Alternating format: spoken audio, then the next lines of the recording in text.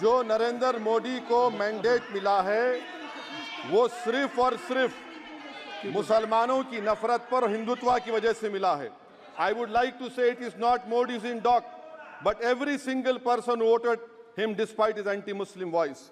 And I would like to tell the opposition parties, this is not a moral victory for you. This is a victory of majoritarianism. Everyone should contemplate and do introspection.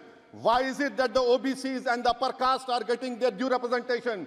Why are the Muslims not getting? Are we here only to vote for you and not to get elected? If that is the case, please tell us that we are only here to vote for you.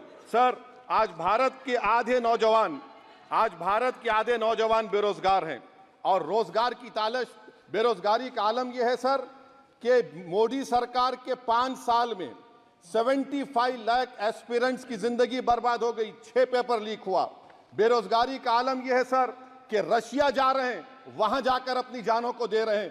बेरोजगारी का आलम यह है कि नरेंद्र मोदी रोजगार का camp चलाती है नौजवानों के लिए कि तुम इजराइल में जाकर काम करो, उनको कैनन फॉडर बना रही है ताकि फलस्तीनियों की जायदादों को हड़प कर सके।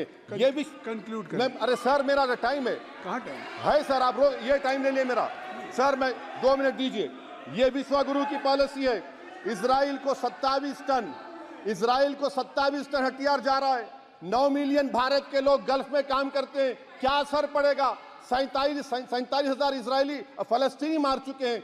क्या है हमारी पॉलिसी सर? क्यों हथियार दे रहे हैं सर? नस्लकशी हो रही है। सदर जमहूरिया के खुतबे में राष्ट्रपति के सर मैं उसी पे बोल रहा हूं सर, उसमें लिखा हुआ है फॉरेन पॉलिसी के ऊपर, आप पैराग्राफ नंबर 25 देख लीजिए। सदर जमहूरिया में सैचुरेशन अप्रोच है। क्यों नहीं मोदी सरकार माइनॉरिटीज को फ्री स्कॉलरशिप को डिमांड करती है सर? उसको आपने बजट कम कर दिया। सर बनारस का बुनकर 18 महीने से मंडी का शिकार है, सूरत और बेंगलुरु जा रहा है। सर आखिरी बात कंक्लूड कर रहा हूं, आखिरी बात सर, पनून केस में निखिल गुप्ता, मोदी ने कहा था कि हम घर में घुसकर मारा, तो निखिल गुप्ता को किसने ऑर्डर दिया था पनून को मारने का?